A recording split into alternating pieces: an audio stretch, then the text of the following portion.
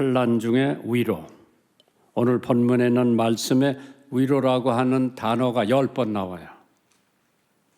얼마나 우리 사회가 하나님의 위로가 필요했으면은 바울 사도가 고린도후서 1장 전반에 위로라고 하는 말씀이 10번이나 나오는데, 이번에 어려움을 당한 사람들, 우리의 마음이 가지 않을 수가 없지요. 뜻하지 않고 사고로 말미암아 유가족, 친지, 그리고 전 국민이 애도를 하며 전 세계에서도 애도의 메시지를 보내고 있는 이때에 우리들 옷깃을 여미고 한번 조용히 묵상 기도하면서 앞으로 이 나라 이 민족 문제가 잘 해결되기를 주님의 이름으로 축원합니다. 시련과 시험은 여러분만 당하는 것이 아니라 저의 모두 크고 작은 시련과 고통은 있게 마련입니다. 그래서 고린도후서 11장 23절에 저희가 그리스도의 일꾼이냐 정신없는 말하거니와 나도 더욱 그러하도다. 내가 수고를 넘치도록 하고 옥에 갇히기도 더 많이 하고 매도 수없이 맞고 여러 번 죽을 뻔하였느니라. 바울 사도의 고백입니다. 이 세상의 삶에서 고통, 고생, 고초, 고난, 고뇌, 환난, 시련, 번민, 역경, 슬픔, 억울함과 죽음 등이 없다면은 우리는 어떠한 세상이 되겠나 한 번 정도 짚고 넘어가야 될 줄 믿습니다. 물론 표면적으로는 좋게 보일 것이지만은 그러나 이면적으로 많은 발명도 의학의 연구도 생명의 연장도 음악의 대곡도 그림의 걸작도 문학의 대작품도 삶의 굴곡이 있었기 때문에 이러한 것들이 나온 줄 믿으시기 바랍니다. 패니 제이 크로스비라고 하는 여사는 8천여 편의 찬송시를 작사했으며 다음과 같은 간증을 했습니다. 진실로 내가 믿기는 내가 적으로 어둠 속에서 살아야 한다는 것은 하나님을 찬양하기 위하며 다른 사람들로 하여금 찬양케 하기 위해 하나님의 뜻이라고 했습니다. 만약 나의 육신에 눈을 떠서 세상의 것으로 장애를 받았다면 내 어찌 그토록 많은 찬송을 쓸 수가 있겠나. 패니 제이 크로스비의 간증이에요. 베이토븐 귀가 먹었습니다. 그것 때문에 더 좋은 곡을 만들어낼 수가 있었을 겁니다. 차이콥스키 비극적인 결혼 생활에 의해 실망과 낙담으로 그의 자살할 지경에 이르렀지만은 저 불후의 명곡은 비창 쓸 수 있었던 것은 역시 고통과 고난의 산물이었다고 하지요. 톨스토이 생활의 고민 없었던 그 위대한 소설은 없었을 겁니다. 딸이 아버지의 방랑 생활에서 돌아오기를 간절히 원했기 때문에 아버지를 위해 죽음을 택했습니다. 딸이 죽은 시체가 강물에 떠올랐을 때에 비로소 톨스토이가 깨닫고 위대한 책을 썼습니다. 샬럿 엘리엇 여사는 큰 죄에 빠진 날 위해 죽게로 가져갑니다. 쓴 천재의 시인이요 150여 편의 찬송을 작사한 장본입니다. 병약한 몸으로 교회 여학교를 운영을 위해 모금하기 위해서 자선 시화전을 열고 병석에 누워 고민하다가 하나님의 은혜로 영재의 체험을 하면서 큰 죄에 빠진 날 위해 그 찬송을 써서 후에 많은 병약자들이 용기와 소망을 준 찬양입니다. 이러한 모든 것이 역경과 시련과 고난이 없었던들 위대한 작품이 나올 수가 없습니다. 역경은 사람을 만들고 안일은 괴물을 만든다고 했습니다. 추위에 떨어본 사람은 태양의 빛의 따뜻함을 느낍니다. 로마서 5장 3절에 다만이뿐 아니라 우리가 환난 중에도 즐거워하나니 이는 환난을 인내를 낳는다고 했습니다. 고생과 고난과 고통을 괴로움으로만 생각하지 말고 하나님의 사랑의 표시요 좋은 기회로 선용하시기를 바랍니다. 히브리서 12장 6절에 주께서 그 사랑하시는 자를 징계하시고 그의 받으시는 아들마다 채찍질 하심이니라 하였다고 했습니다. 오늘 본문에 위로라고 하는 말씀이 10번씩이나 기록되었다고 하는 것은 바울 사도가 얼마나 많은 환난과 고통을 실감했으면 고린도 교회에 위로의 말씀을 써가지고 10번이나 위로를 했겠는가. 오늘 첫 번째 대지를 생각해 보면 위로의 근원은 하나님이라고 했습니다. 물론 부모, 형제, 일가, 친척, 친구들이 우리들에게 많은 위로를 했지만은 그러나 위로의 근본은 전지전능하신 하나님이에요. 고린도후서 1장 3절 오늘 본문에 있는 말씀입니다. 찬송하리로다.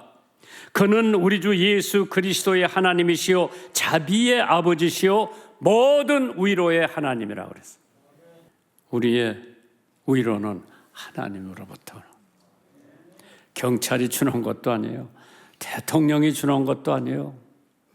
부모 형제가 주는 것도 아니에요. 우리의 진정한 위로는 위에서 하나님으로부터 오는 줄 믿으시기 바랍니다. 우리가 처해 있는 환경의 지배를 받지 말고 환경을 지배하라고 했습니다. 로마서 8장 18절에 생각컨대 현재 고난은 우리가 지금 당하고 있는 이 고난은 장차 우리에게 나타날 영광과 좋게 비교할 수 없다고 했습니다. 믿으시면 아멘 하세요. 고통은 불행만이 아닙니다. 고통은 성공의 길동무라고 했죠. 로마서 5장 3절에서 4절을 보시면 다만이뿐 아니라 우리가 환난 중에도 즐거워하나니 이는 환난은 인내를 인내는 연단을 연단은 소망을 이루는 줄 알미니라. 앤나이런 저스미 미국에서 최초로 해외 파송한 침례교 선교사입니다. 그가 고통과 성공은 길동무라고 그랬어요. 만약 당신이 고통 없이 성공했다면 누군가가 당신을 위해 앞서 고통을 받았기 때문입니다. 당신이 성공도 못하고 고통만 받았다면 당신 뒤에 다른 사람이 성공할 것이라고 했습니다. 역경을 극복하는 자에게는 축복이 온다고 했습니다. 야고보서 1장 12절에 시험을 참는 자는 복이 있도다. 이것에 옳다 인정하심을 받은 후에 주께서 자기를 사랑하는 자들에게 약속하신 생명의 면류관을 얻을 것이라고 했습니다. 덴마크, 세계 제일 가는 문명국이 됐죠. 덴마크가 언제 시작되었나? 남방의 비옥한 땅을 독일 사람들에게 뺏긴 비극적인 그때서부터 시작이 됐대죠. 그때 그룬드비 목사님은 빼앗기고 남은 북부만을 훌륭하게 만들어 보자고 했습니다. 국민이 호응을 해서 고등농민학교를 시작해 덴마크의 부활운동과 신앙운동이 일어나면서 오늘날 덴마크를 이룬 것입니다. 우리 민족도 덴마크 민족만 못할 것이 없을 겁니다. 회개운동으로 시작하여 절제운동, 불신 제거운동, 사랑의 실천운동을 한다면 우리도 멋진 나라가 될 수가 있고 1등 국민이 될 수 있는 것은 시간 문제인데 오늘 우리 민족은 그런데 생각을 안 하고 지금 현재 있는 것만 가지고 아웅다웅 싸움만 하고 있는 상황에서 과연 대한민국이 위대한 민족이 될 수가 있을까? 역경을 선용하라고 했습니다. 야고보서 4장 17절에 이러므로 사람이 선을 행할 줄도 알고 행하지 아니하면 죄라고 그랬죠. 하나님께서 여러분과 저에게 이러한 체험과 역경과 고난과 시련을 겪으면서 한층 더 성숙된 시민으로서 최인류의 국가가 되기 위해서 하나님께서 생각지도 않았던 시련과 고통과 역경을 우리들에게 안겨주시지는 않았나. 두 번째 대지를 생각해 보면 남에게 위로를 주기 위해 환난을 당한다. 우리는 위로를 받은 적도 있고 위로를 해준 적도 있지만은 솔직하게 내가 위로를 더 많이 받았나? 내가 다른 사람을 더 위로를 많이 해줬나? 한번 생각해 보세요. 고린도후서 1장 6절입니다. 우리가 환난 받은 것도 너의 위로와 구원을 위함이요 혹 위로받은 것도 너희를 위로를 위함이니 이 위로가 너의 속에 역사하여 우리가 받는 것 같은 고난은 너에도 견디게 하였느니라. 세상 사람들은 근본적으로 다 이기적이라고 그랬죠. 욥기 23장 10절에 나의 가는 길을 오직 그가 아나니, 하나님이 아나니, 하나님이 나를 단련하신 후에는 내가 정금같이 나오리라. 하나님의 말씀이면 믿으세요. 칼라일이 이기심은 모든 과실과 불행의 근원이라고 그랬어요. 상처를 통해 우리는 큰 인물을 바라볼 수가 있습니다. 일본의 하청풍원을 일본의 사도 바울이라고 불릴 정도로 하청풍원 씨는 기생의 몸에서 태어나서 첩의 아들이라고 지을 수 없는 불행한 상처 때문에 수치와 멸시를 받고 자란 사람이에요. 그러나 수치와 멸시를 딛고 일어서서 메이지 대학 신학부를 졸업을 했습니다. 그러던 중에 불행이 또 닥쳐옵니다. 폐결핵으로 학업을 중단했습니다. 폐결핵에 피를 토한 핏자국이 벽에 물들인 허름한 빈민굴 속에서 빈민들과 더불어 14년간을 봉사했습니다. 그러던 후에 또 불행이 그에 닥쳐왔죠.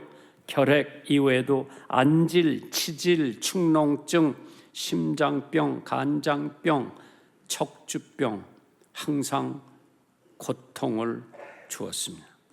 그런데 그 병 때문에 그는 사회 밑바닥에서 사는 기생들과 거지들과 함께 살면서 큰 가마를 주고 일본 사회의 더러운 것을 정화시킨 장본인이었습니다.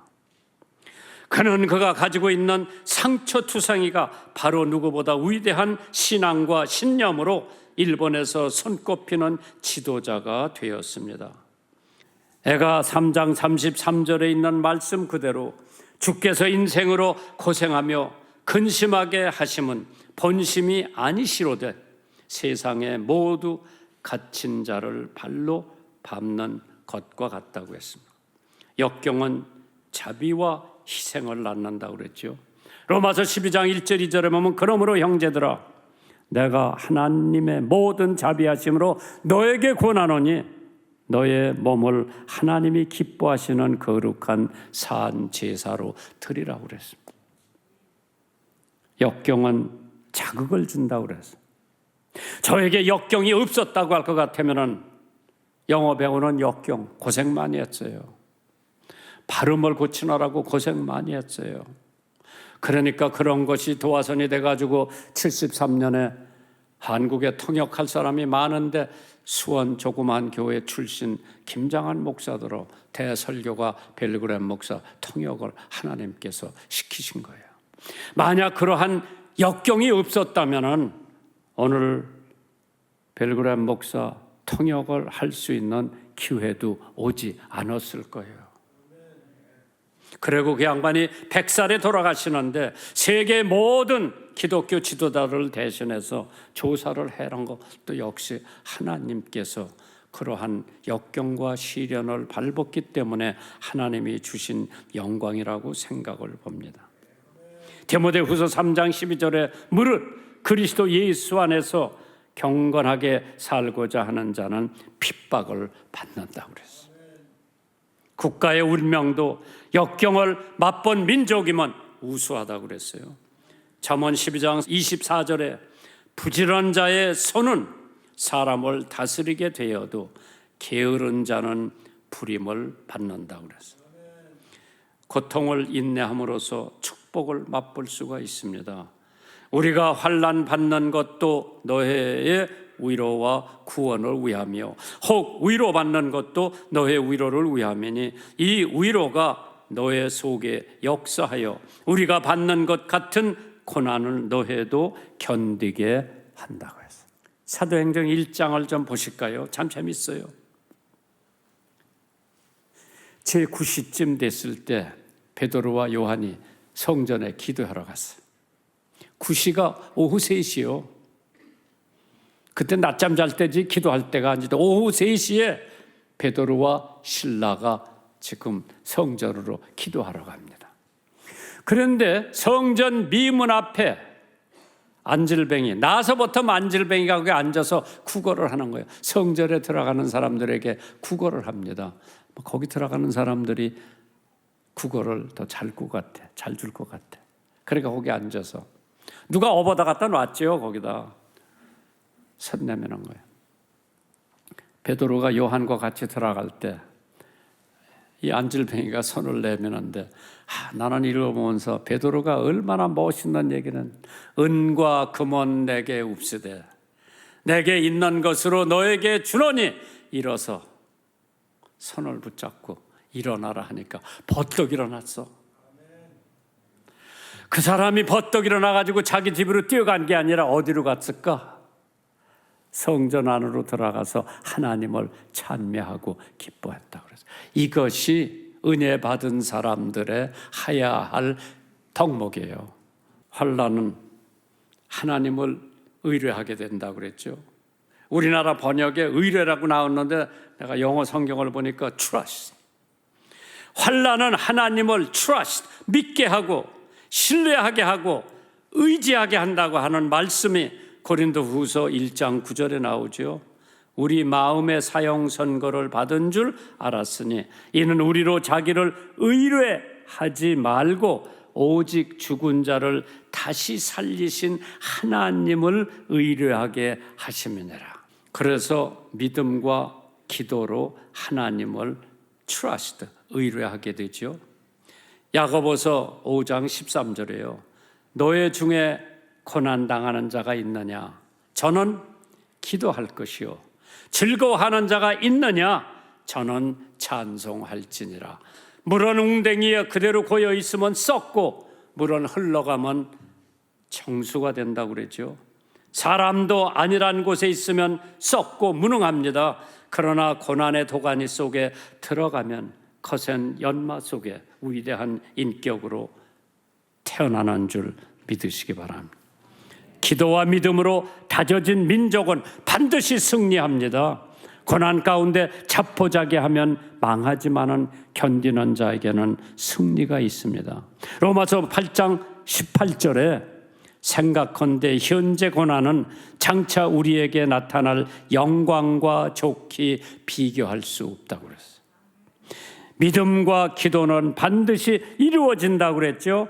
잠언 15장 8절에 악인의 제사는 여호와께서 미워하시도 정직한 자의 기도는 그가 기뻐하신다고 그랬어요. 한희 목사님의 이런 간증을 하신 적이 있어요. 어느 곳에 가니까 다리도 없고 손도 하나도 없고 아주 보잘것없는 여자가 매일 기뻐 찬송하고 있는 것을 봤답니다. 그 여자가 선교사 5명 월급을 책임지고 있다고 그래서 한희 목사님을 물어봤대요. 어떻게 자네 같은 사람이 선교사 5명의 월급을 책임지느냐고 물어보니까 답변이 얼마나 간단한지 몰라. 기도와 믿음으로 합니다. 기도와 믿음으로 한다고 그랬어요. 누가복음 6장 12절에 이때 예수께서 기도하시러 산으로 가서 밤이 맞도록 하나님께 기도했다고 그랬어요. 우리는 행동으로 하나님을 의뢰해야 되고 믿어야 되고 신뢰해야 됩니다. 행함이 없는 믿음은 죽은 믿음이라고 그랬죠. 하나님이 살아계신 것과 같이 행동을 하라고 그랬죠. 내 옆에 계신 것 같이 행동하라고 그랬죠. 하나님 앞에 완전하라고 그랬어요. 아브라함이 아들 이삭을 모리아 산에 제물로 드릴 때는 굉장히 태연했습니다. 마누라하고 의논도 안 하고 새벽 일찍이 아들 데리고 모리아로 갑니다. 태연하게 갔죠. 장작도 준비하고 칼도 준비하고 아들이 아버지 다 준비가 됐는데 제물 드릴 짐승 양을 안 갖고 왔다. 아브라함이 가슴이 섬찟했을 거예요. 뭐라 그랬어요? 하나님이 준비해 놓으셨다. 여호와 여래. 고린도전서 16장 13절에 깨어 믿음에 굳게 서서 남자답게 강건하라고 그랬어요. 마지막 예화예요. 1960년 로마 올림픽에서 육상 종목 3관왕을 받았던 윌마 루도프라고 하는 아가씨가 있었어요. 어렸을 때 소아마비를 앓았죠. 가난한 가정에서 태어나 그는 4살 때 소아마비에 걸려서 걸을 수 없게 되었지만은 부모님은 딸 윌마 위해서 기도밖에 해줄 것이 없었습니다. 어머니는 자신이 어떻게 되든 좋으니 윌마의 병을 낫게 해달라고 간절히 하나님 앞에 기도합니다. 어머니의 간절한 기도가 이루어졌는지 3년 만에 딸 윌마가 스스로 일어서서 서 있을 수가 있었지만은 여전히 걸음은 걸을 수가 없었어요. 자신의 다리에 힘이 들어가지 않는 것을 느낀 윌마는 자신은 걸을 수 없다면서 자포자기를 합니다.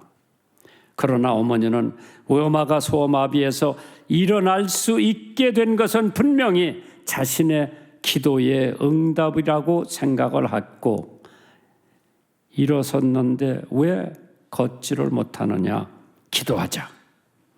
어머니는 윌마를 위해서 하나님께 역사하신다는 믿음만 있다면 무엇든지 할 수 있다고, 지금 시도하지 않으면 평생 걸을 수 없으니 다시 한번 해보자고 끈질기게 설득하고, 윌마 어머니는 확신을 느낄 수가 있었고 자신도 걷기 위해서 끊임없이 노력을 했습니다. 4년 후에 비록 절뚝발이었지만은 걸어서 등교를 할 수가 있게 되었지. 거기서 만족하지 않고 다시 뛰기 위해서 노력을 합니다. 어느덧 고등학교가 되었을 때 그녀는 전교에서 가장 빠른 육상 선수가 되었습니다. 그녀는 자신의 한계를 의심치 않았고 그런 끝없는 시도가 올림픽 3관왕을 이루었습니다. 그녀가 올림픽 결승 전에 출발선에 섰을 때에 마음속으로 어머님의 목소리가 들렸다고 합니다. 윌마, 한 번 더 뛰어봐. 너는 할 수 있어. 환난과 고통 속에서 자신의 처지를 불평하는 것이 아니라, 자포자기하는 것이 아니라 상황 문제를 넘어 역사하시는 하나님께 믿음으로 기도하기를 바랍니다. 기도를 간구했다면 그것을 믿음으로 받으십시오. 시편 86편 7절에 너의 환난 날에 내가 주께 부르짖으리니 주께서 내게 응답하시리라. 지금 우리 국민은 하나님 앞에 부르짖어야지 다른 짓 하지 말아요. 다른 짓 하면 하나님께서 우리의 기도를 듣질 않고, 우리는 지금 하나님 앞에 목소리 내어서 눈물을 흘리며 하나님 앞에 기도할 때 하나님께서 지금 우리가 당하고 있는 이 어려움을 극복해 주시고 훌륭한 국가, 위대한 민족으로 발돋움을 시킬 것을 믿으시기를 주님의 이름으로 축원합니다.